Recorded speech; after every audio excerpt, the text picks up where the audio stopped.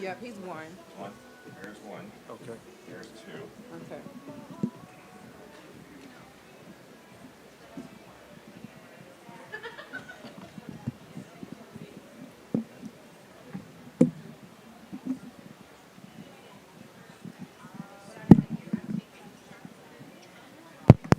I'll pay the price. Okay, it's 6 minutes. 6 minute ball game. Gotcha, gotcha. This is that mean it's secure? That's good. Okay. And then number And I'm still the one on the edge, right? Far end. Okay.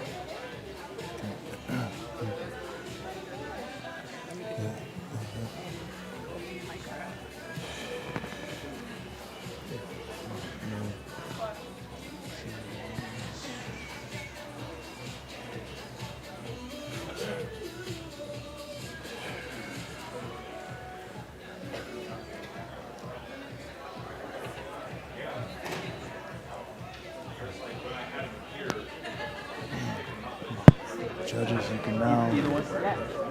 Got it? All right, here we go. All right, thank you. Can you see that's right? Test out the bar. That's fun.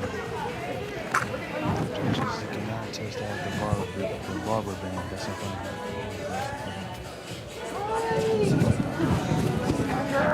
Yes, sir, bro. Yes, sir. Yes, sir, bro. All right, bro. All right, bro. Thank you, bro. That means a lot, bro. For real, man. Because so many. Give me the pick.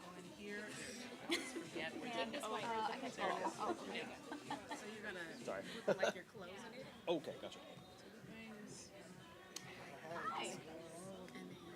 Amazing. Great to meet you. I don't think we have. My name's Andra. I work at Rose Rock Bridge. Hi, I'm Craig Chavis Jr. So I'm representing a couple organizations.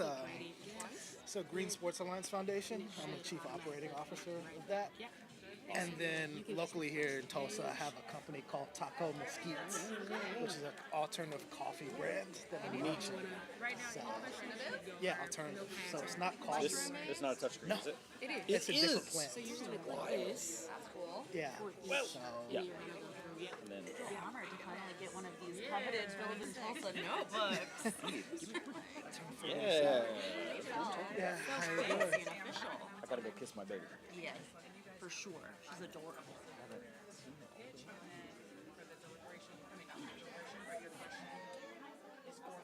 Okay. And then the actual scoring, that's within the 4 minutes? Or do we get some time to, like, I don't know, break it down? Oh, so you get scored in that time? Yes. Got it. Okay. And then, if I'm not done with, like, someone, can I revisit later? Is that something I can do or now? Okay, cool. I just want to know how quick I need to be. Sorry. You're good. Hello, how are you? So I got connected to Bill.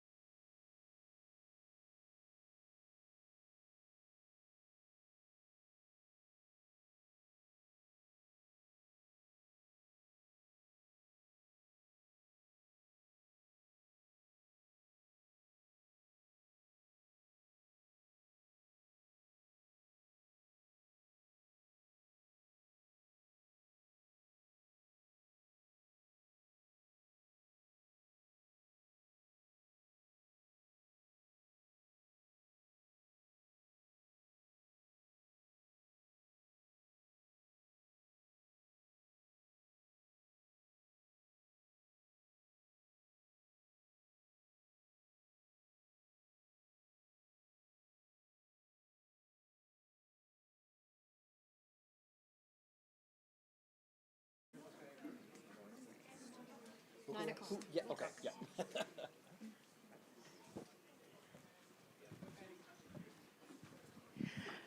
Good evening.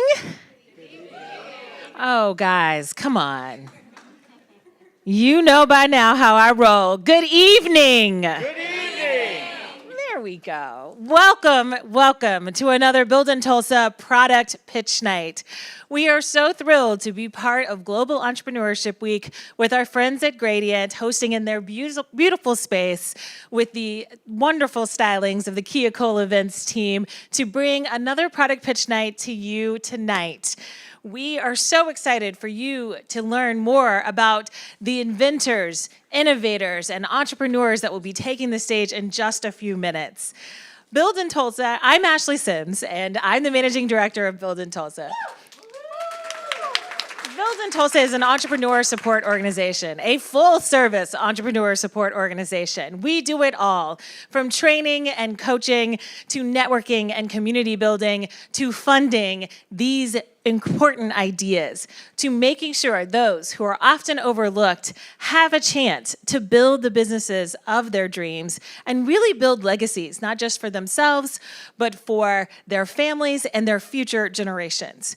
We really believe that if we build the kind of economy where everybody can participate, when we really change what inclusion looks like in our economy, when we make equity happen for everyone, we will all benefit. Our city will be stronger, our state will be stronger, our nation will be stronger.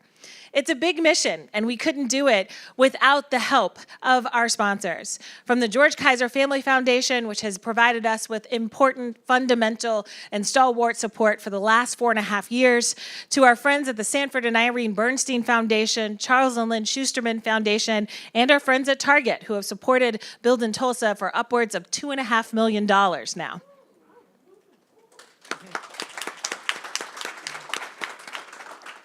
But this is a lot of work. We do a lot. Build in Tulsa does something like 50 programs and events a year, and it takes this team of incredible people to do it, from our directors, Desiree and Rachel, to all of the folks on our team, Hunter, Tamra, Christopher, Krishina, Victoria Davis, Lauren Hodrick, but I want to give special mention to the folks who put so much hard work into tonight's event, training our founders, preparing our founders, and making sure you had a wonderful party to attend to celebrate innovation in Tulsa. I want to give a shout out to Charm Harris, who is our program coordinator. To our product pitch tonight, and her inventor and entrepreneur in her own right, Miss Shauna Steph Jones.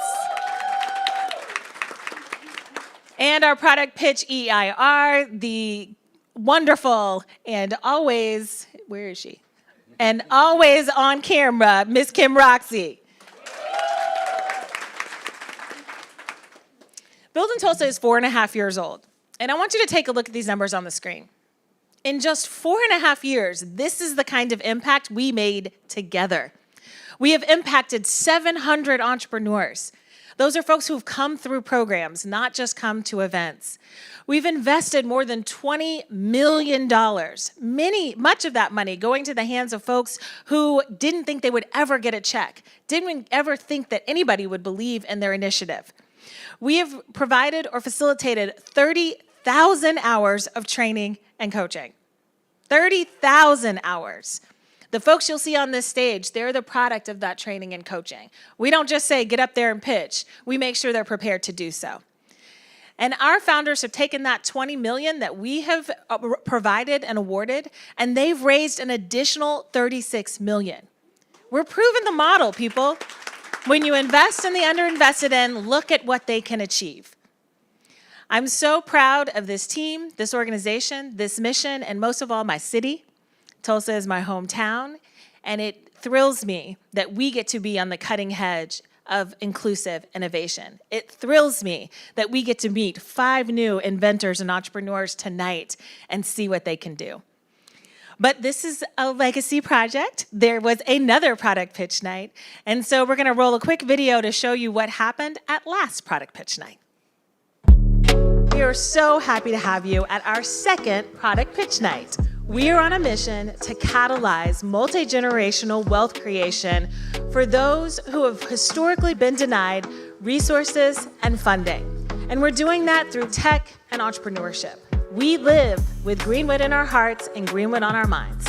And we want to make sure that that past is today's present and tomorrow's future. You see, these founders are doing more than just creating products. They're creating change, they're driving Tulsa forward, and they're building a legacy of innovation. So at Daughter Aglow, we provide safer options for self-care. We make natural and safer alternative luxury products that promote healing and wellness. At Dukapak, our solution is an end-to-end hardware and software platform for the over 45 million African businesses to transform the point-of-sale system experience for Dukas. Our products include e-commerce, hardware and software point-of-sale solutions, and integrated payments. Jam Hydration, the dry powder that you can simply mix with water. It will have no added sugar, so you won't experience those roller coaster effects that you typically have throughout the day. Meet K&K Whitening Toothpaste that has natural ingredients, it's safe and effective, and it's an instant confidence booster. You brush, it brightens, you smile. Simple, smooth, and oh so natural. Queen Kisses is here to get your confidence back up. The problem we address is dry, often discolored lips in need of restoration. It's going to be our all-natural lip restoration system, created in small batches to ensure consistency in the blends as well as the efficacy of the product. Afropop is Oklahoma's newest soda company, but we're not just a soda company. We're a celebration of people. We create unique and natural products. We connect our products to the unique Black experience. And then we also partner with artists to allow them to tell their story. Our first place winner, Afropop, first place winner.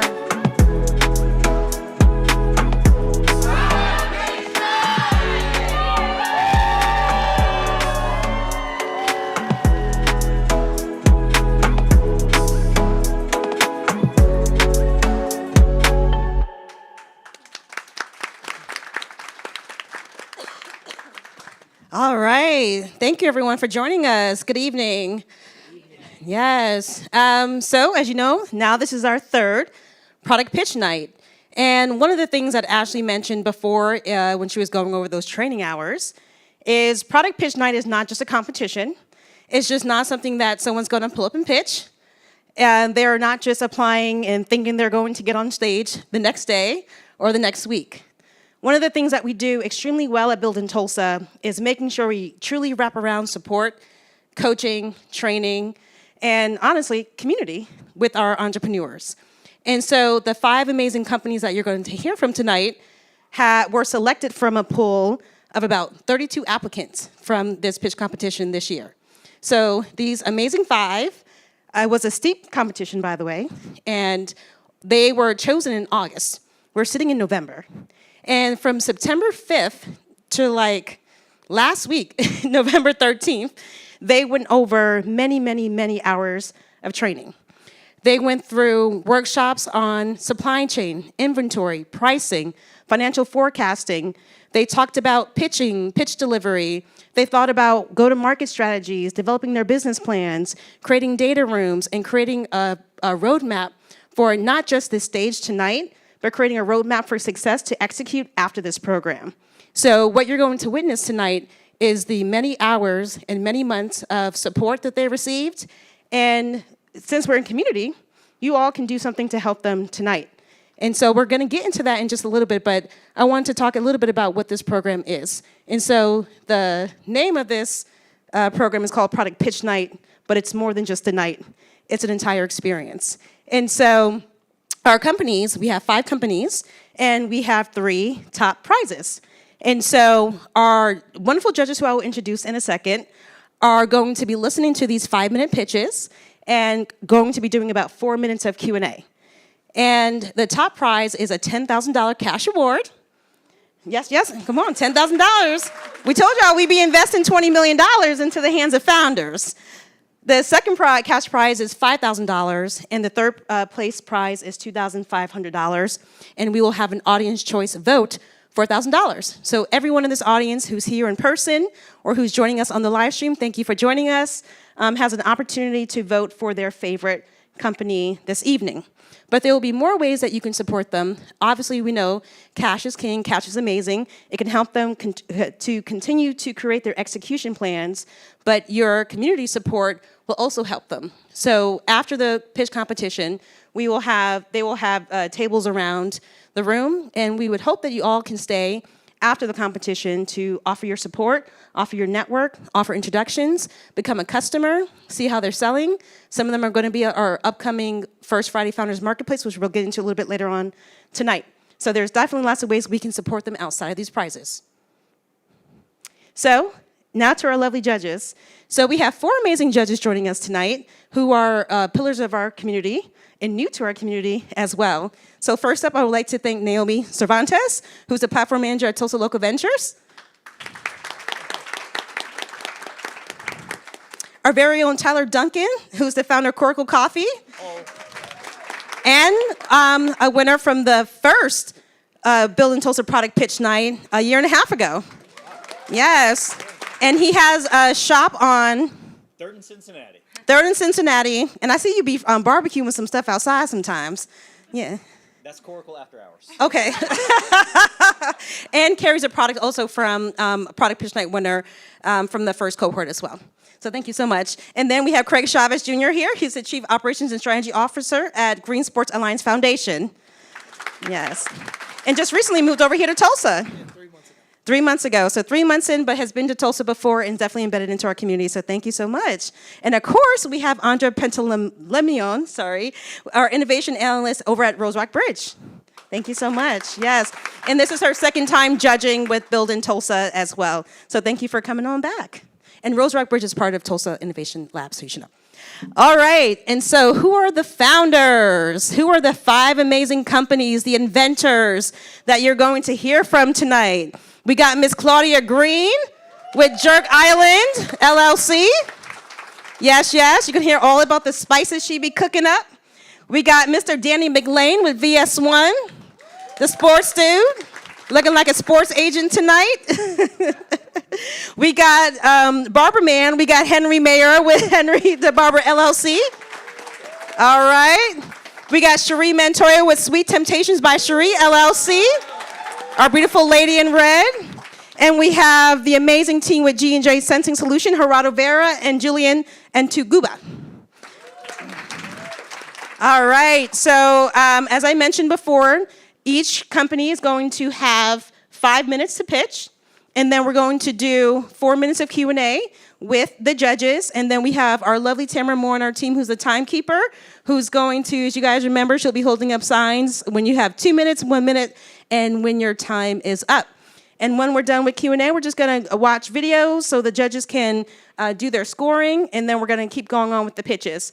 We don't have an opportunity to do audience Q&A, but your audience Q&A is the audience choice vote. So don't forget to do that.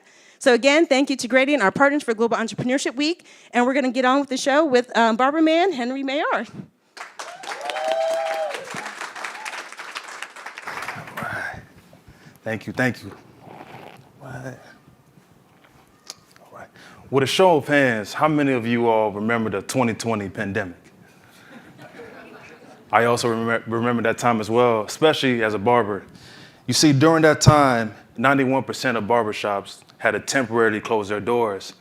So this forced barbers, such as myself, to take our business mobile. And while doing mobile services, I ran into the problem that 90% of barbers experience. The frustration of turning around to get clipper guards, or sometimes losing those guards. And this frustration led me on a 2-year quest to engineer a solution to a barber's #1 problem. And during my quest, I was able to connect with a manufacturer out in Bangladesh, South Asia. And once I sent them my blueprint, the rest was history. Hi, my name is Henry Mayer, also known as the Barber Man.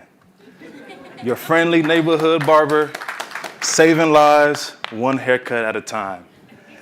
And I do that by using my new patented product called a 6-minute barber band, a magnetic armband that can hold clipper guards. So no more wasting time to get guards. The barbering saves you time each cut, increasing your revenue capacity. This is barbering made easy. Judges, you can go ahead and interact with the barber band that's in front of you. How it works. First, slide the band onto your dominant arm. Right. And then second, apply 2 to 4 magnetic guards onto the band. And then third, switch out guards necessary during the haircut service. Right. The barber band has been tested and proven by many barbers here in Tulsa to save you between 5 to 10 minutes a haircut, earning you an extra $600 a month, and that's before tips. We have a hybrid business model where we sell the barber band at a premium price of $44.99 to our B2C customers, and to our B2B wholesale customers, we sell our product at a rate of $22.50, yielding us a healthy profit margin of 42%. Our traction is validated. From auditioning on Shark Tank season 17 to winning multiple barber battles with the barber band, we are also in stores here at Mandy's Beauty Supply. And after 3 years of waiting, we finally received our patent grant.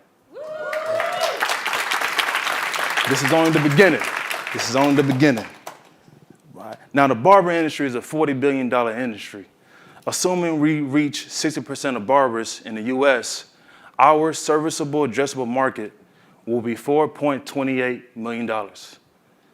And when we capture just 5% in the next 12 months, that would generate us $214,000 as our service obtainable market. Our plan to continue to dominate the market will be through leveraging our relationships with barber schools, increasing our wholesale presence at trade shows, and expanding our reach overseas. Now, y'all know every superhero needs a sidekick. Our team consists of myself as a founder and inventor of the 6-Minute Barber Band, Shanetta Hill as our content creator who is great at brand storytelling, and our technical and marketing advisor, Smiley Elmore, who has 7 years of experience in digital marketing. And today we're seeking an investment of $10,000 that will get us to execute our next marketing strategy through Meta and also other direct channels such as email marketing and also direct post mail. And it will help us also launch out to bigger trade shows here in the US and overseas to countries like Nigeria, my home country, who has a high demand for barber tools and products. Keep up with our journey by following us on social media. Scan the QR code to purchase your barber band.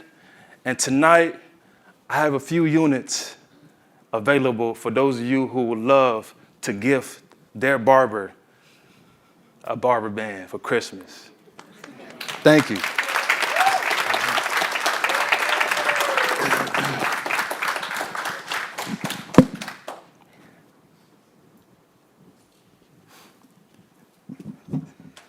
Can we start questions? Perfect.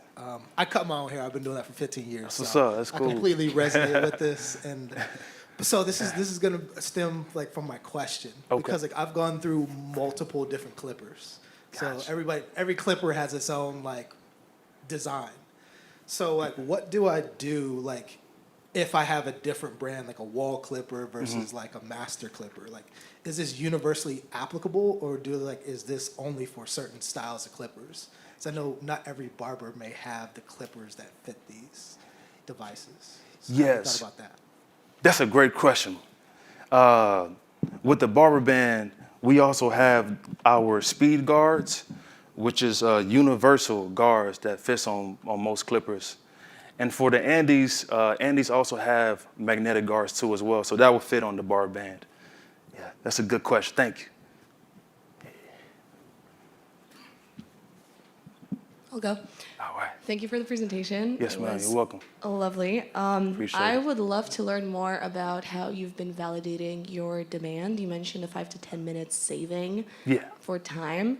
Curious if you wouldn't mind sharing more about this traction, who you've contacted, and how those tests have been conducted. So thank you for your question. I do have like a Excel spreadsheet of a few of our customers who have reached back to me just to get feedback on how much time that they saved using the barber band. Yeah. How many people? I know personally 5 off top. Yep. Yes, ma'am. All right. Great presentation, thank you. Appreciate it. What do you feel like has been the biggest challenge that you've experienced so far in trying to manufacture a product overseas? And how do you see tariffs, all of the uncertainty, maybe playing a part in your pricing as you move forward? That's a really great question. It has been a very difficult challenge.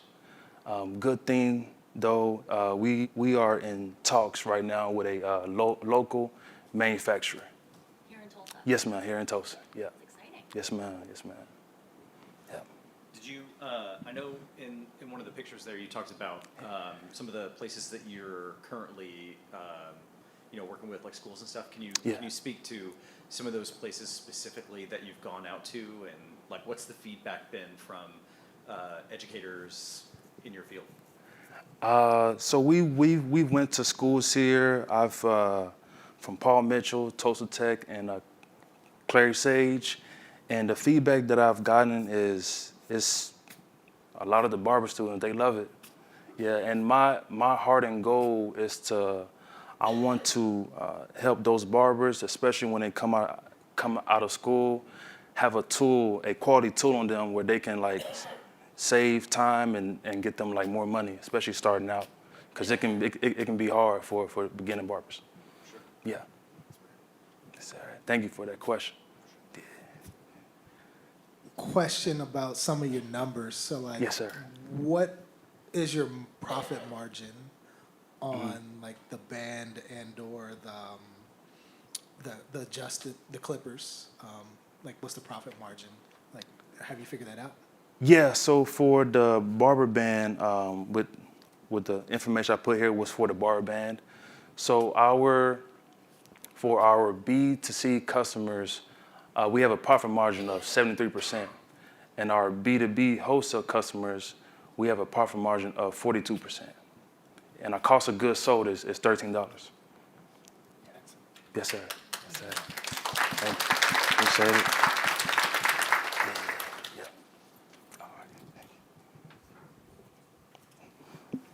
Great presentation, thanks. Thank you, appreciate it, appreciate it.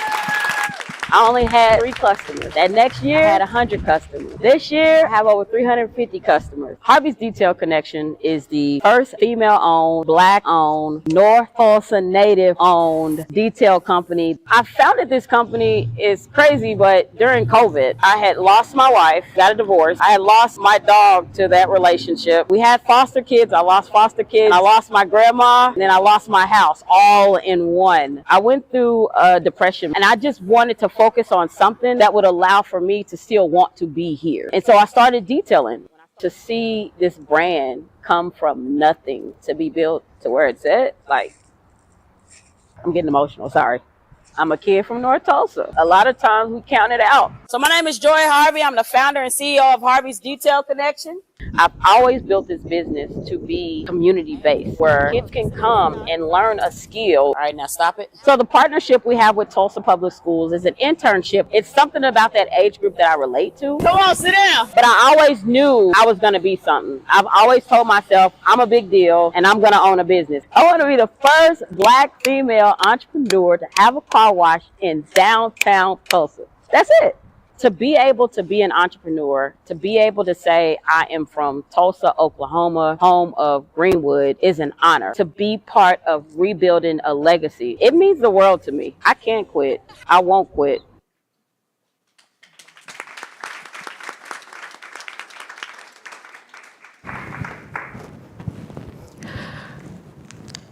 Greetings, Tulsa. My name is Claudia Green. I am the owner of Jerk Island LLC. Jerk Island produced a Jamaican spice rub that answers the pain point for spice lovers today. The problem with spices today is that they are not authentic. They are full with fillers, and they're not robust in flavor. They have a high content of sodium, and they're expensive for the price. Today, the spice industry is over a $27 billion industry, and is expected to reach over $50 billion by year 2032. Our solution today to the spice lover pain points is that we have 100 natural ingredients. We have no artificial flavors. We have low to no sodium, and we have levels of heat. Our market opportunity is influenced by a demand of healthy cooking at home, a popularity of food influencers, meal prep, business, and cooking shows. Our target customers today are cooks seeking authentic flavors at home, healthy conscious customers, restaurant meal kit companies needing a quality and healthy seasoning. Our business model is B2B and B2C. We serve restaurants, meal prep businesses, stores, and caterers. Our B2C is direct to customers and a retail strategy. Our traction today, after 12 months popping up one time at the Mother Road Market, selling our items for $10, we have been able to produce and sales over $23,000+.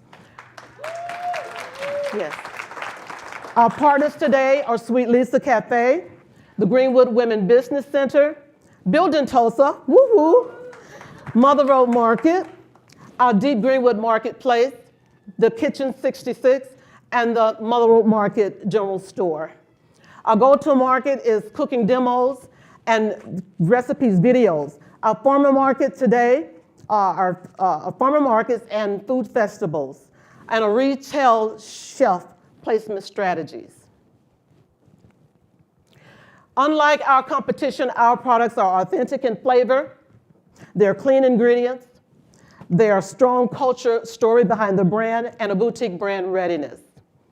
Our financial projection is year one, $288,000, year two, $576,000, year three, we will be approaching $2 million. Our projection is $1,730,000. Our profit margin is 74%. When we acquire the fundings, we will use it to build our brick and mortar, to build our website, for our marketing distribution, and to scale our production. Our team consists of myself. I have over 10 years experience in the flow of food. Ms. Margarita Webbs, she produces, she's a manager of a high fast food chain restaurant today. Baron Dion Bradford, he has a bachelor's degree in business administration, and he operates in that capacity today. He is now a registered at Jamestown University in pursuit of his MBA. So, who would like to join us in bringing a bold and robust flavor to every kitchen? I hope you've enjoyed my presentation. Thank you.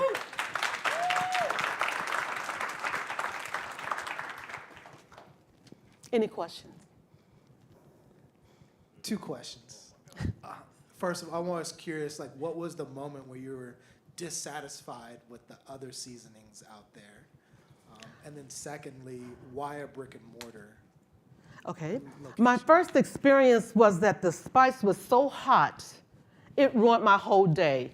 I had to drink 2 cans of sodas and all the water I could find. I was mad. That was it. I had no more appetite. I just wanted to be mad because my mouth was our finger on the pulse of our vertical market.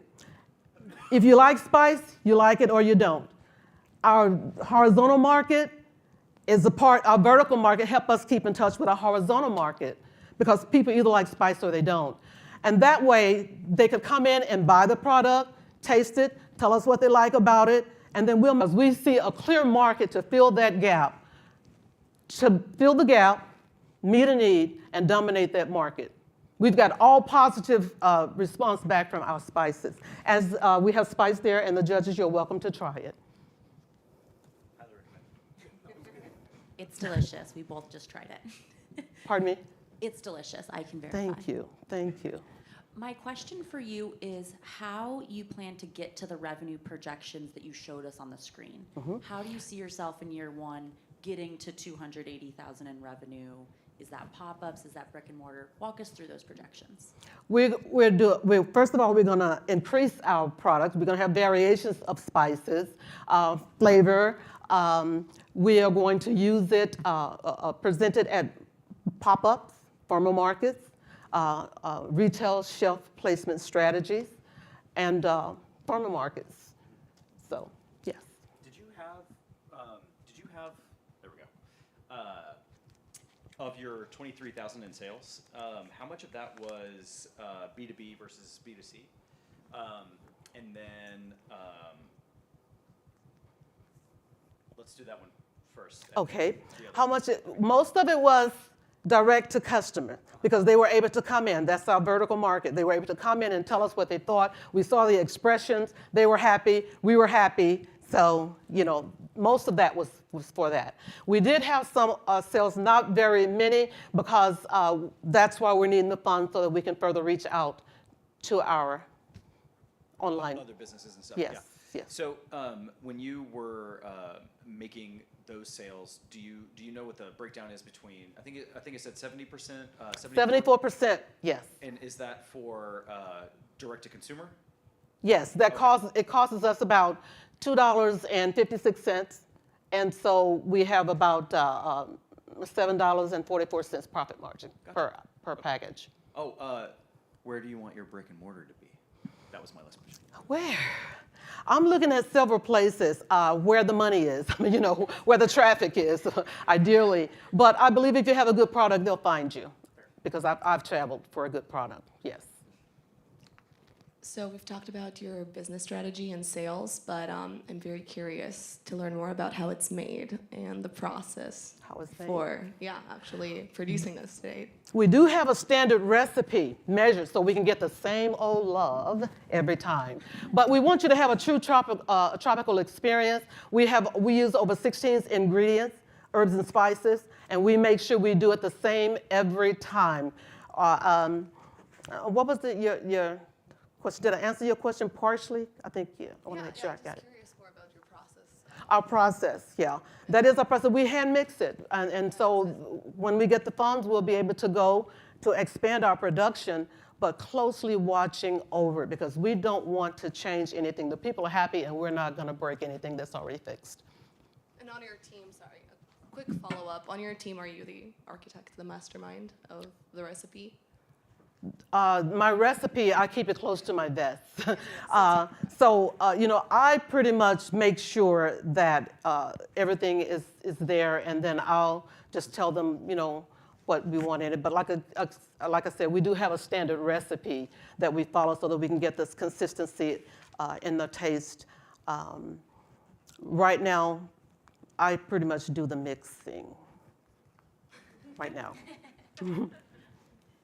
Yeah, quick follow-up. So in the event where demand exceeds your ability to do everything yourself, do you have a co-packer identified? Do you have the systems and processes written down? What if you get sick? Who could mix for you? Yes, we do. As a matter of fact, we have communicated with a co-packer who will even help us fine-tune our packaging. We realize this is a pilot, and so we want a sleek, clean packaging. We already have the samples and the price quote for that. So we do have contact with the co-packer that will do the packaging and mix the product as well. Yes, we do. Thank you. Thank you. Yeah, time to help ourselves, building generational wealth, that's how I feel. And we gon' keep it 100. You already know that we're the future CEOs, ayy. Yeah, future leaders, that's what we've been building Tulsa. Come on, now let's begin. Entrepreneurship, education, I'm with this. Teaching my fam how to start up a business. And not flexing with a paycheck. Show them how they can properly save it. Investing to make your money double. Dropping gems on them, I'm about to drop another. Ayy, I'm talking CEO understanding. Build it big in Tulsa, employ the whole family. Ayy, if you with it, I salute ya. Next generation, building Tulsa's future. Yeah, time to help ourselves, build a generation of wealth. That's how I feel. We gon' keep it 100. You already know that we're the future CEOs. Hey, yeah, time to help ourselves, build a generation of wealth. That's how I feel. We gon' keep it 100. You already know that we're the future CEOs. Hey.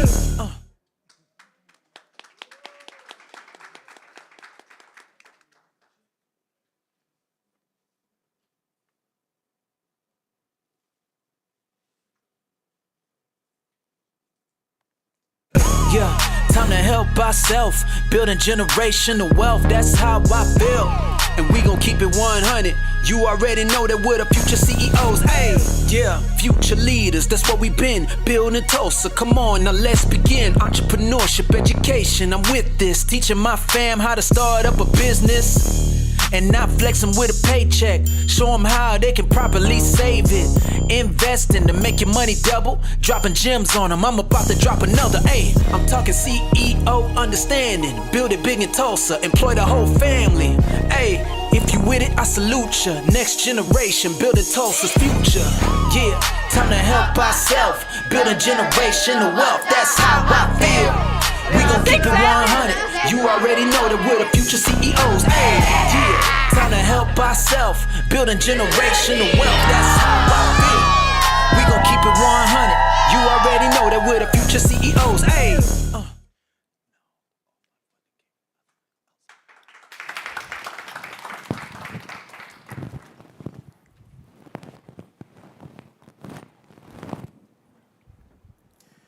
Hi, I'm Gerard, and this is Julian. And together we are G&J Sensing Solutions, creating a cleaner, healthier future for generations to come. We've all heard that annoying beep from a gas detector. It's irritating, but life-saving. It's low cost, effective, and proven. We're bringing that same principle to a much larger scale. The oil and gas industry is literally leaking. Every year, methane emissions waste over $13 billion. This picture shows how a gas leak spreads as it is carried by the wind. This is called atmospheric transport. Methane is invisible and odorless, but our algorithm can reconstruct that invisible plume from sensor data, telling us where the gas is coming from. This issue spans the entire US. We have over 1 million active wells, 4 million inactive wells, and 2.6 million miles of pipelines, which are all prone to leak, and they are. Methane is the second largest greenhouse gas after carbon dioxide. It's responsible for about half a degree of global warming, almost the same as carbon dioxide itself. Plus, emissions from the oil and gas equal the pollution of 177 million cars on the road every year. Current solutions exist: airborne scans, imaging cameras, and handheld devices, but they are all expensive and cover only limited areas. Plus, they are not continuous nor autonomous. Fixed sensors exist, but at a cost of $1,500 to $5,000 per node, they're just not affordable at scale. Finally, 81% of all the wells are low production, which means they really need a cost-effective solution. Our answer: a low-cost wireless sensor network for methane detection, location, and quantification. It's autonomous and scalable, ideal for remote sites. With affordable field-tested components matching industry-grade performance, we combine methane and weather sensors sending data to a base station where our algorithm pinpoints leak location and size in real time. We seek to serve small oil and gas operators. We know there are over 2,500 of these in Oklahoma alone who need affordable monitoring. Large oil and gas companies who face huge financial and reputational risk, and the EPA needing better compliance tools. Methane makes up about 80% of natural gas, so every leak lost is profit lost. Our technology helps recover this lost value. It cuts labor costs through automation, and also helps in sustainability branding in areas whereby clean energy earns premiums. So with us, these companies earn more, they spend less, and pollute less. The leak detection and repair market was estimated to be $20 billion in 2024, and we aim to target 1% of US active wells. We have two revenue models: a one-time sale of $330 per node, self-installed by the customer, and a monthly subscription of $30 per node, which we offer full customer support from our team. We're currently testing at the University of Tulsa North Campus, building credibility through conferences, partnerships, and a growing online presence. Competitors rely on costly aerial thermal and laser systems, not continuous and do not provide, not scalable and do not provide continuous monitoring. We stand out through academic rigor, a practical design, and true cost efficiency. Our financial projections show strong growth from 6 million to over 100 million. A lean, scalable model built for long-term success.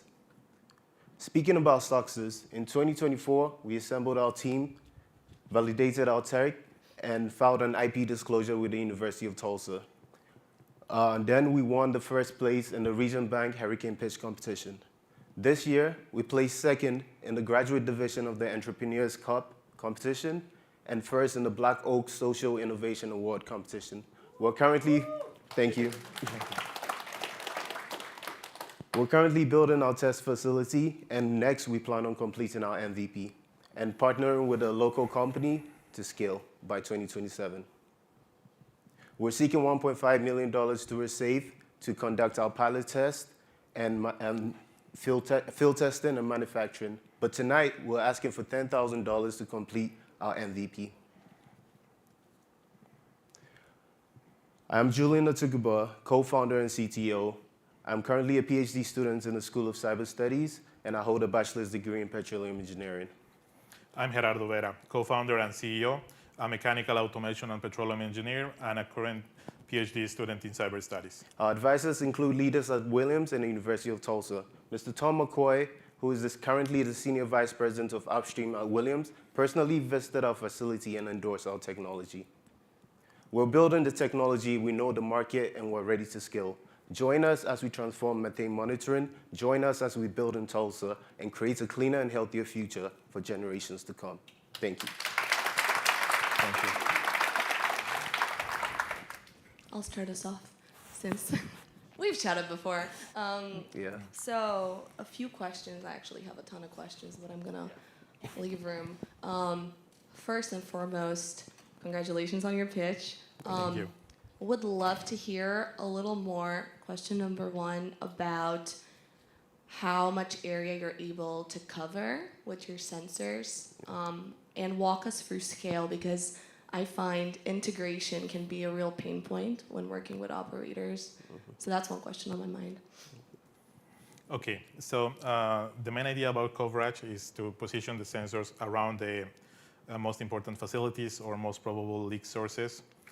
The number of sensors is a very important matter. That's why we're trying to enter this market, because with our affordable price, we can allow the customers to install more sensors, which will give more resolution to the algorithms and therefore more accuracy in pinpointing the leaks and its size. What was the second part of your question, sorry? My second question relates to cost. You've mentioned that you are lower cost compared to other competitors that you were telling us about. So tell us more about how you've achieved cost reductions.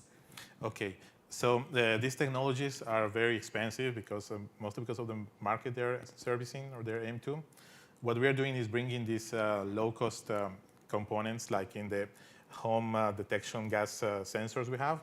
And the first thing we did is validate this technology. So we run a number of experiments comparing these low-cost sensors to the industry sensors that are used by the industry right now, and validate their functioning. We are currently documenting those tests, and we're going to publish scientific papers about this.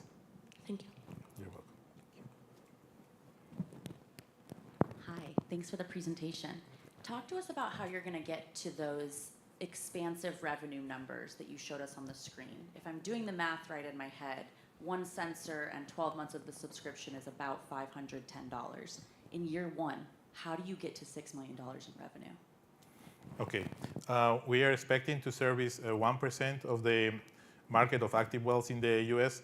We're reducing this number to only the active wells because that's not the only target market we have. As we mentioned in the presentation, we can also cover pipelines and facilities like refineries. They're huge and there are a lot in our country.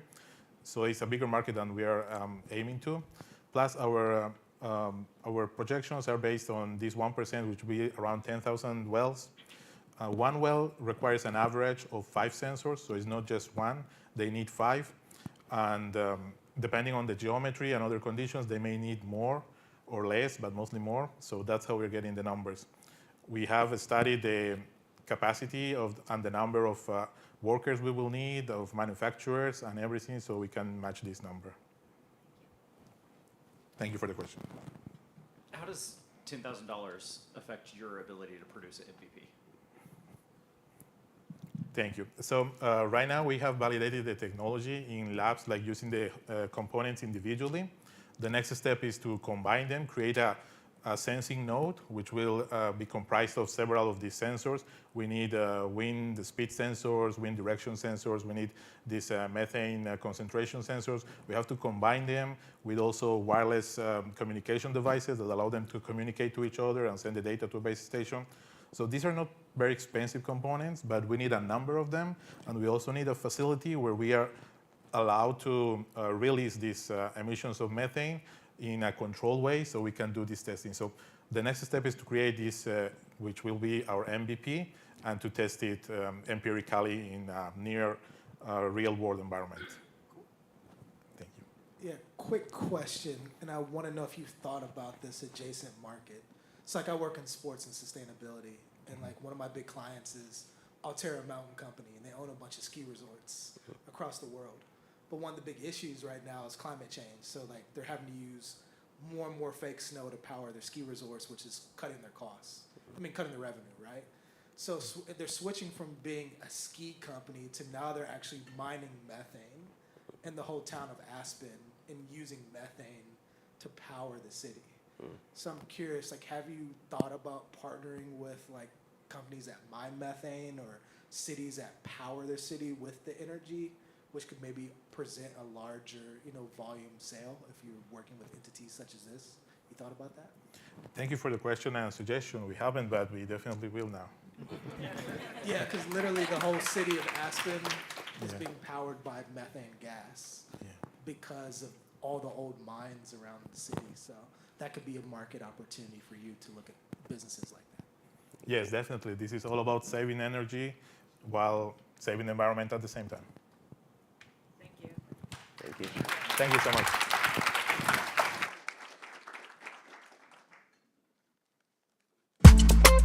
Welcome to Female Founders Pitch Night. Our mission is to catalyze multi-generational wealth through tech and entrepreneurship, specifically focused on those who've been historically denied access to resources and funding. We want to make sure Overlook founders are well-resourced so that they are also contributing back to our Tulsa landscape through jobs and through the economy. Plan Bright. We simplify the work by automating production document generation, turning days worth of work into seconds. We are simplifying your immigration process. One marketplace for all you need for you to be able to relocate to a new country. The software platform that gives CDOs, community development organizations, the tools, clarity, and financial runway to revitalize communities. We're building an AI-powered ghostwriting platform for the millions of experts and change makers ready to turn their story into impact. Vision impairment is not just a health issue. It is an economic accessibility crisis, iGuide. It's an AI-driven app integration in real time. An AI-powered tool that allows users to recognize red flags early on and determine the health of their relationship. Flourish is an AI-powered B2B platform to show creative entrepreneurs how to grow their businesses step by step. Tally revolutionizes receipt management by consolidating users' receipts onto our app, where users can manage itemized receipts, return policies, coupons, and their budget. $20,000. Schoolie.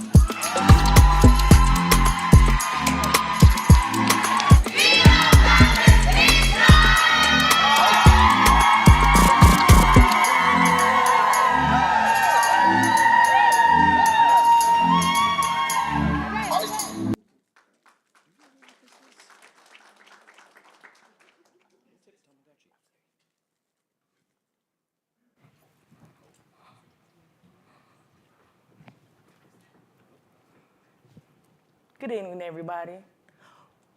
We all crave a dessert that tastes like it comes from grandma's kitchen, not a factory line. But when that craving hits at work or late at night, what are our options?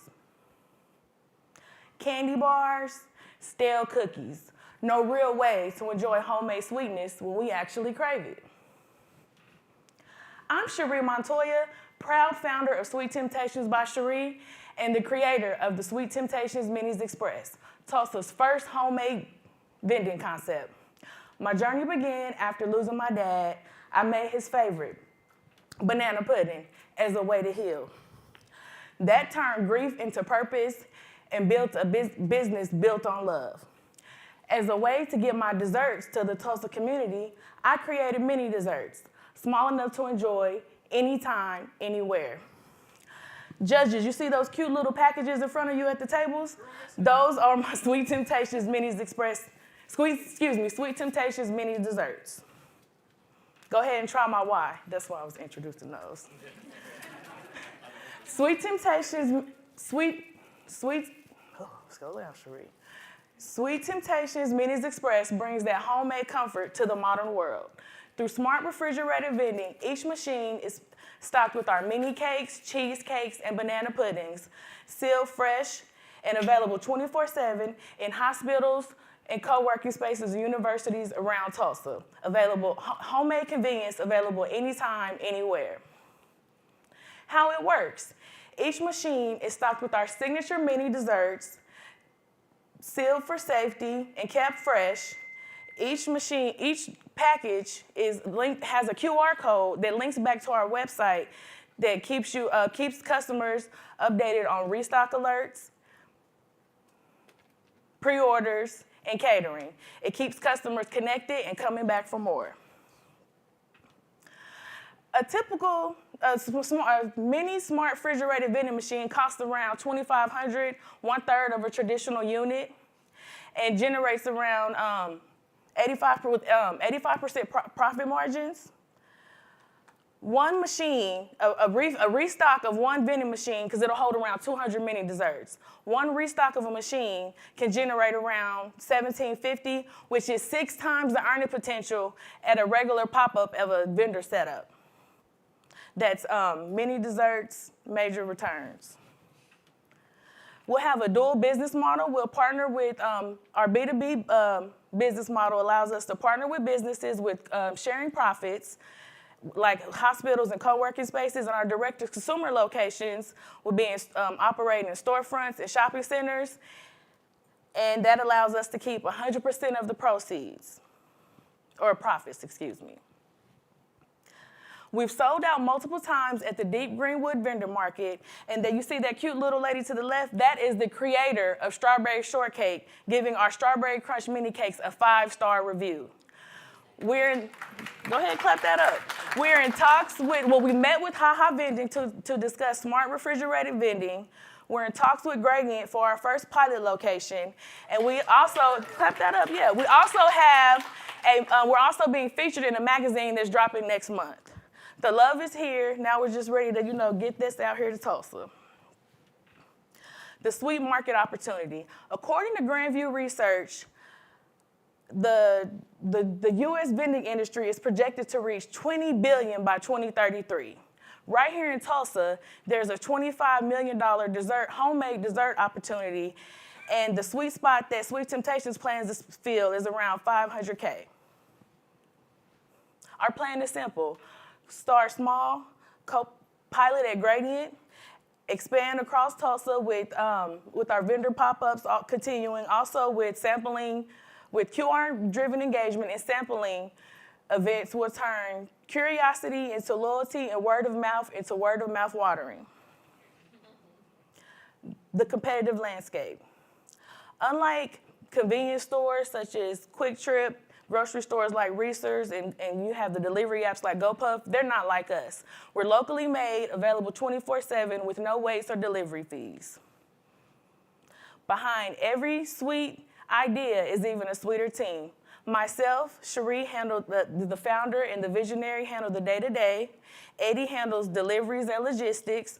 Rashad handles packaging and customer engagement. We're a small team built on faith, love, and legacy. We're asking for $10,000 to launch our first smart vending machine, commercial kitchen rental, inventory, marketing efforts, and our vendor license. And also we're looking for partnership. Scan the QR codes on those monitors to join us on the next week chapter. Thank you.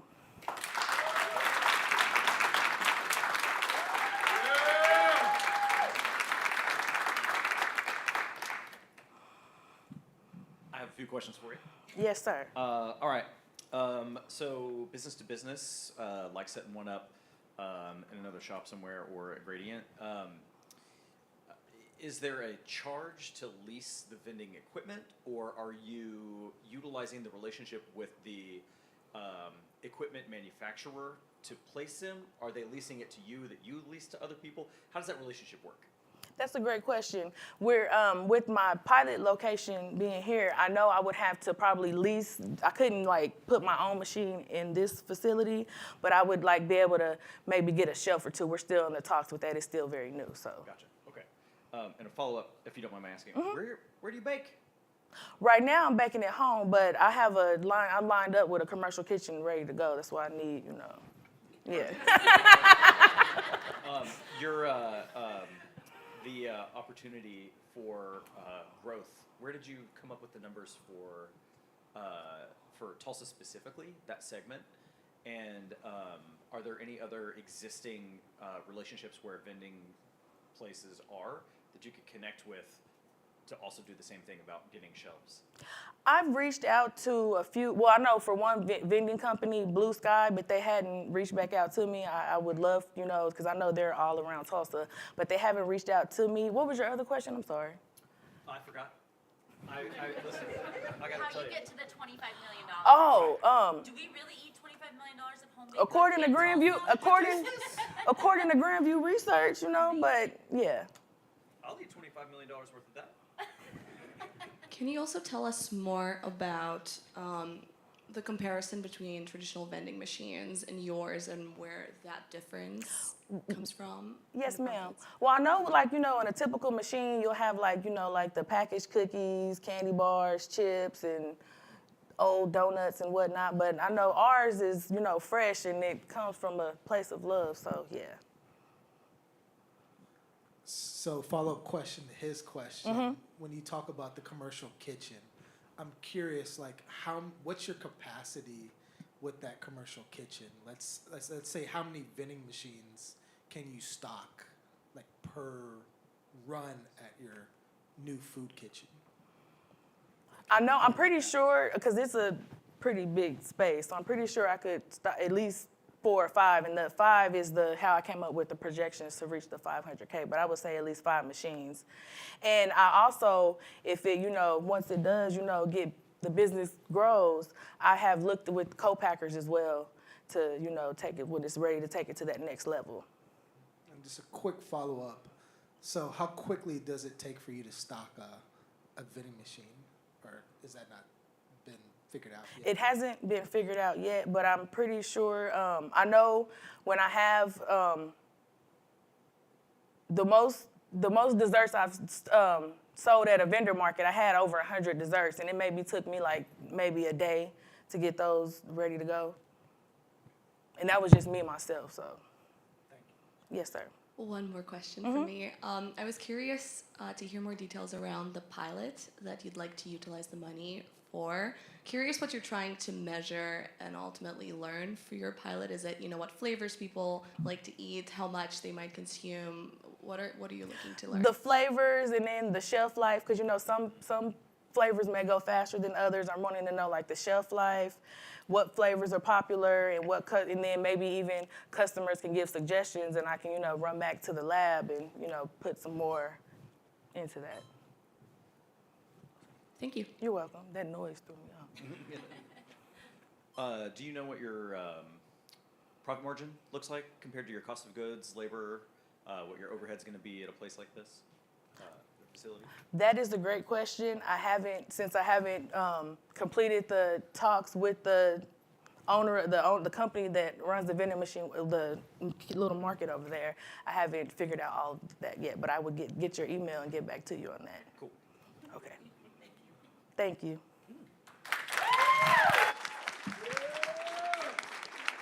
Tulsa is a pretty awesome hub for specialty coffee. When we started about 6 years ago, manufacturing instant coffee, I had this idea that I wanted to go camping, I wanted to go hiking. Specialty coffee is hard to access if you have to have all this specialized equipment. Making instant coffee eliminates all of those hurdles. I know that there is an intersection between what we do in this business and how we live in community. I talk very often about how we not only live on tribal land, but how that native land is specific to Muskogee Nation or Cherokee Nation or Osage Nation. I got involved in coffee. I started drinking it in college. Right after college, I started going to a local Starbucks to study some postgraduate work. I ended up working at Starbucks for 1.5 years and then at Topeka. So right now we're in Coracle Coffee's manufacturing. It may look like it's a laundromat. These are our freeze dryers. Brew the coffee, freeze it, and then turn on the dryers so that everything gets dried off. And we do this for a lot of other people too. Ghost Town in Montana, Coffee Black out of Memphis, Tennessee, Onyx over in Northwest Arkansas. It's really cool that these national brands are sending coffee to Tulsa, Oklahoma. We've actually been a hub for the Specialty Coffee Association for a long time. One of the original plans for Coracle is to build a building in my community, Cherokee Nation, and then be able to hire people from our community, being a place that can be representative of Cherokee Nation, of Native people, to say, no, we're still here.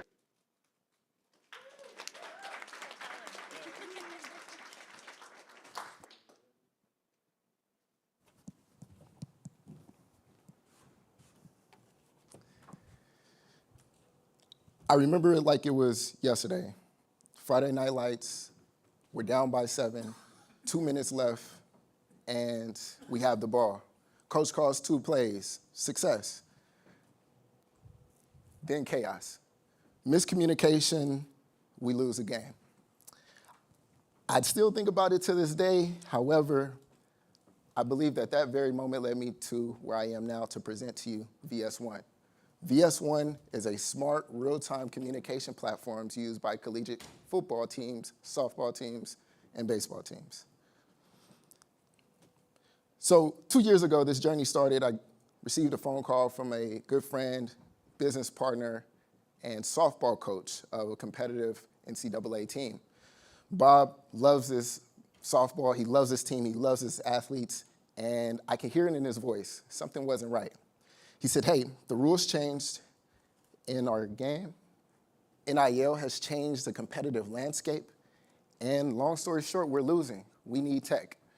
So we put our minds together. We started to think of a solution. We understood the landscape. He understood his position as a coach. And we came up with a game-changing solution, VS1. Judges, if you can look down and see the device, VS1 is a real-time communication platform used by these teams.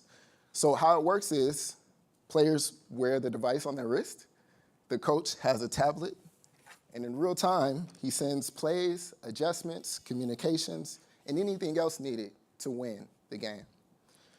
But the most important thing, the most exciting thing that we did was we brought it to market, and we've been off to the races ever since. Tested by over 500 of the world's top athletes and coaches.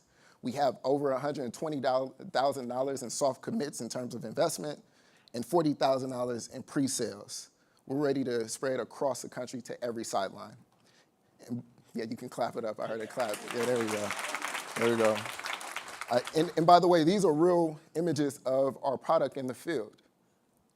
So the cool thing about going to market, having beta users and testers, is that you realize that, hey, we're solving a problem, but there's also bigger opportunities on the landscape. So we realize that we're in a larger, wearable, global market of about $68 billion. But we want to really laser focus on our beachhead market, which is sports, collegiate sports specifically. The big number that we see is there's over 1 million youth athletes and opportunities there for us to scale. But I do want to bring attention to this adjacent market. In my home state of California, wildfires run rampant. In those emergencies, cellular towers are overwhelmed and cannot facilitate the communication that saves lives. With an off-grid communication platform like ours, we can solve that problem. We can be the difference between winning and losing and life and death. So our business model is really simple. We've seen a great interest in our $4,500 product. We also have a SaaS model. But the number I want to keep in mind for everyone is 100 teams. So with 100 teams and our lifetime value of our customers at $40,000, that equates to about 4.1 million over the coming years and growing. We're just being modest. Our competitive landscape, the truth is we aren't first to market. However, we do have a competitive edge. We're the only platform that offers real-time off-grid communication and also a smart platform that adjusts and updates with the game. We also have a better price point. The average product is about $10,000 for these teams, and as you've seen, we're beating that by a long shot. But our true secret sauce is the team. So myself, I've been building technology in Silicon Valley for the last 10 years for startups, helping fund people and MVPs go to market and for companies to raise funds. And I've met some amazing people on the way. Bob Perales, who is our business partner, coach at Dominican University, and our advisory board fills in the blanks in terms of manufacturing and also business. We're ready to win. Our ask today, we are in the middle of a $3 million seed fundraising round. However, today, $10,000 goes a long way. It supports at least 10 teams in terms of our pilot. It allows us to expand our product offering, and it gives us that gas that we need to get across that finish line. So there you have it. We're ready to build today. We're ready to build now. We're ready to build in Tulsa. Thank you.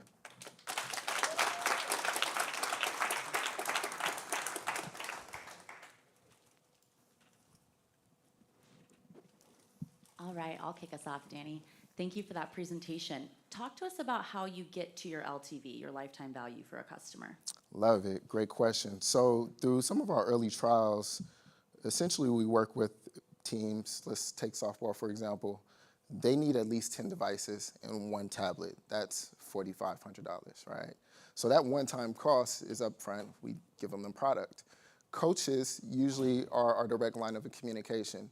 The average lifespan of a coach, the average is around 5 years, let's say 5 to 7 years. With a commitment with those coaches that have the continuous data and support from our team, we're looking at that $40,000 as a minimum, right?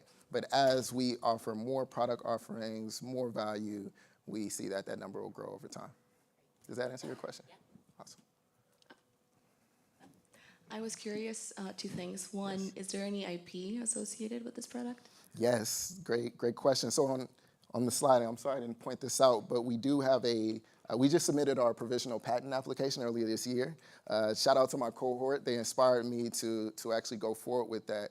So with that patent, it gives us the opportunity to set ourselves aside from the competition, but it also gives us another revenue model, right, where we can license out our technology. I'm looking for my market slide. So in terms of that patent, not only does it allow us to participate in the sports arena, but it also allows us to go after SBIR grants, federal grants, and other opportunities related to the core tech. And then follow up, you mentioned some trials you've run and pre-sales. I was curious about your manufacturing. Who is manufacturing where, and what's the capacity? Great question. That's the core of what we're doing, right? So coming from Silicon Valley, a lot of our PCB, which is printed circuit board manufacturing and fabrication, happens there. We've been doing it domestically. We find that logistically, it helps us. It is a higher price point, but the scale of numbers, we get lower cost. So that's happening there. But I am excited to say that for our plastics that support our products, we're looking through about 7 local manufacturers who can do that. So hopefully we find them in the next few weeks. Thank you. Yes. Yeah, quick question. If you want to go back to your team slide. Yes, sir. You have a really strong team, but I'm a former D1 athlete, and Okay. I know NIL's messed everything up, and Yes, I sir. always keep running to lawyers. Lawyers run everything with the NCAA and NIL in these leagues. So I'm curious, how are you addressing the legal hurdles within sports specifically to get your product to market? Very, very great question. The first, patent, as we discussed. Second, there's layers to this question, right? NCAA has its own set of rules and understandings and codes that we have to abide by. Bob being a Division II college coach, he's our point person, and they have staff dedicated to that. from a standpoint of looking at the entire space, right? We do have legal support that we call on. They're not listed on this slide, but Terrell Gamble, being in the work that he is involved with, some of his clients actually are lawyers, right? So Silicon Valley connections, being very focused on tech-related legal questions is a niche, so we do have some folks in our back pocket for that. I have another follow-up question. What do you find is the sweet spot of your ideal customers? Is it high school teams? Is it those D1, D2? Where are you finding the most traction of those early customers? Perfect. I'll show you 2 slides. Our first is here. When we first started our beta testing, our initial beachhead, because of our connections, was NCAA, right? Those collegiate sports, they're competitive. Our business partner is a coach, so we went to market there. But when we started to look at the numbers, we realized that there's a limited market potential there. And there's really a larger market potential when you talk about youth sports and tournaments. So we do have some year-round tournaments going on throughout the country. We attend a lot of them. We set up booths. They have 10 teams going all day basically playing, and that's a hotbed for us to actually go to market. So we are going to serve that underserved youth market. Thank you.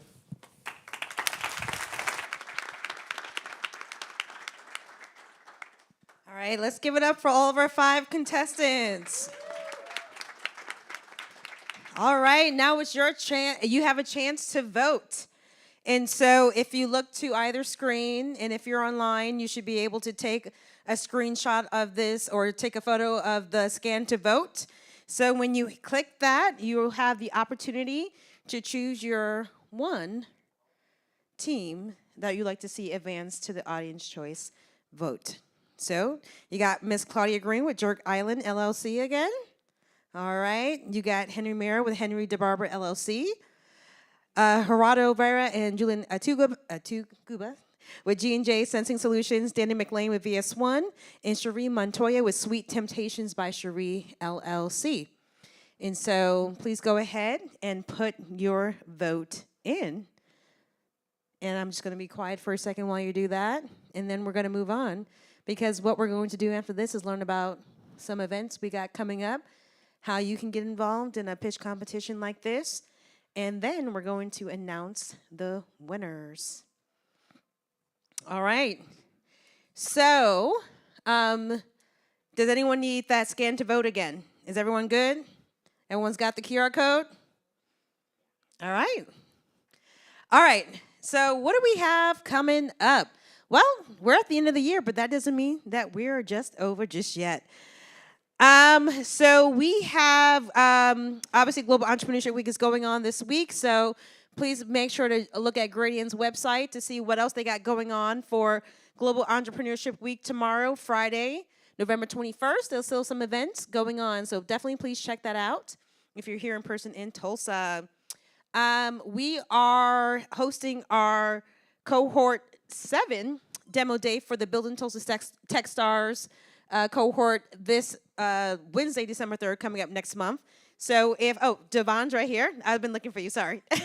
Devon Fanfair, who's the managing director of the Building Tulsa Techstars Accelerator, leads that program. So if you have questions about Techstars, see Devon over here. If you're online, go to techstars.com to learn a little bit more.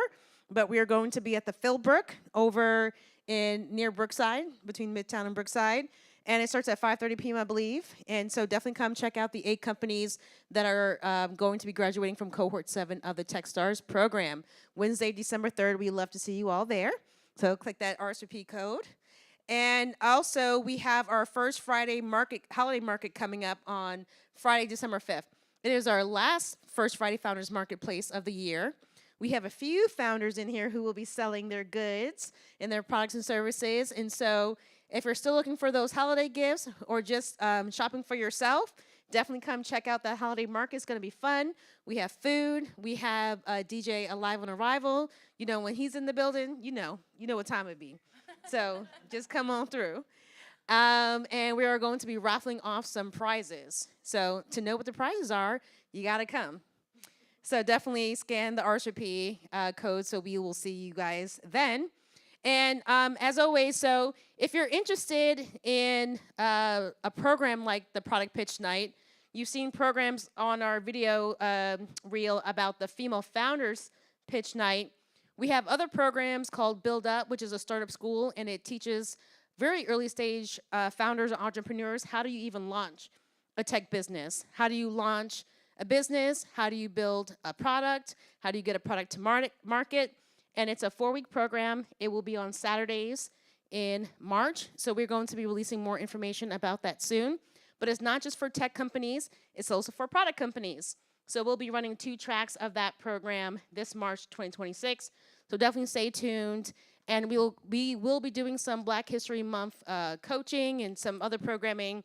So definitely stay tuned for that. So scan the QR code to get signed up for all those activities, and we can't wait to see you. If not tomorrow, if not on December 3rd or December 5th, we'll see you in 2026 for some other programming. All right. Do we need a little bit more time? Okay. We'll take a small little break, and don't stray too far so you guys can know who won top prize, second prize, and third place prize. So don't go too far. See you guys in a second. If I don't take the rest of this home to my wife, I might get cut in the middle of sleeping. Yeah, I was gonna say, and you don't have to share any with your baby because it's not pickle flavored. That's fair. She would probably dip it in pickle juice, as is her right as a woman and my daughter. Yep. I also grew up obsessed with pickles. I did too. And you should see my excitement today when they served pickle pizza, and I was like telling everyone one of my favorite things about lunch today here. What? And I was like, listen, one of my favorite things about Tulsa is that there's no shame about the obsession with pickles. Like, it is fried pickles and pickle pizza everywhere. Who made a pickle pizza? I actually have no idea where the lunch was catered from today. We need to figure this out. But the only one I know who serves pickle pizza is Elgin Park. Yeah. Dante's Wood-Fired Grill in front of Heirloom, the brewery. Yeah, I love that spot. They had a pickle pizza. It's called, I think it was called Little Gurk. I love that. It might, I don't know if it's still there. Who else? I was just saying, it can't be because I've been there like a couple times in the last 6 months, and if they had that pizza, I would have 100%. Yeah, that's what I'm saying. I'm trying to remember who I bought it from whenever That's amazing. I just recently had a pickle pizza.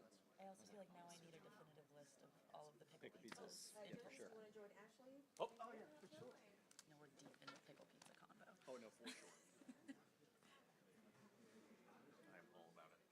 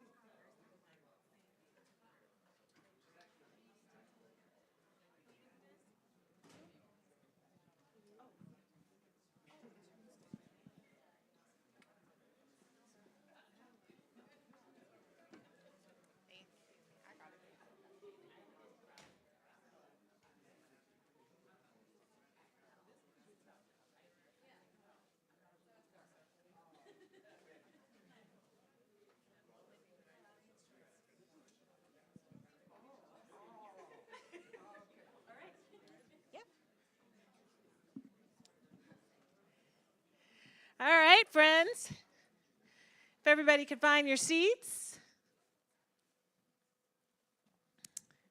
Can we give it up for our judges? They had a really tough job tonight. Really tough job. How many of you guys scanned a QR code to support one of these founders? How many of you truly intend to purchase, partner, or make an introduction? I want to see all the hands. I want to see all the hands. That's what this is about. We do these not just because we're training entrepreneurs, not just because we're putting money into the hands of our inventors and innovators. We do this because we are a community, and it takes all of us for these entrepreneurs to win. So just as much as Build in Tulsa is doing this, all of you guys are doing this to help these founders achieve what they've set out to achieve. But I won't sit here and make them wait any longer. We're gonna do audience choice first. Come on up, Tavis. And our $1,000 audience choice winner is Sweet Temptations.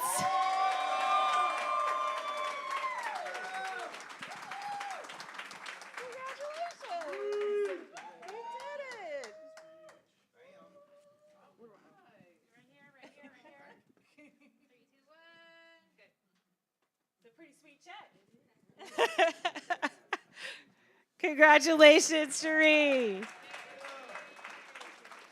All right. In third place, Tyler's got the big check. Tyler, do you want to make the announcement? Third place with $2,500 walking away tonight is Henry the Barber.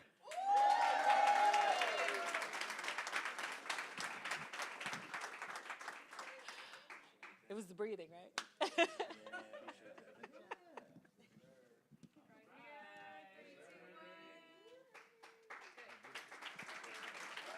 Congratulations. Congratulations, Henry. All right. Second place. Winner, $5,000. The winner is G&J Sensing Solutions.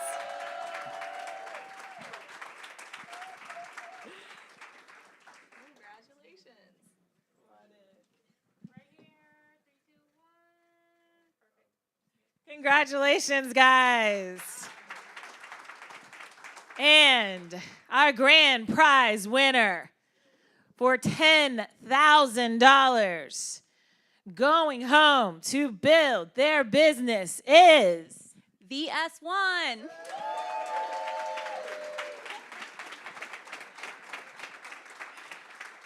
Congratulations. Congratulations. Thank you guys so much. We could not do this again without the sponsors, George Kaiser Family Foundation, Charles Lynn and Schusterman Family Philanthropies, Sanford and Irene Bernstein Family Foundation, and our friends at Target. They helped us make all of this possible. Thank you guys for being here and sharing this moment with us, being able to award this money to these founders. And this is just the beginning from the folks you saw on this stage. More is coming your way. Thank you for being a part of our community and investing in our founders, and we'll see you next time.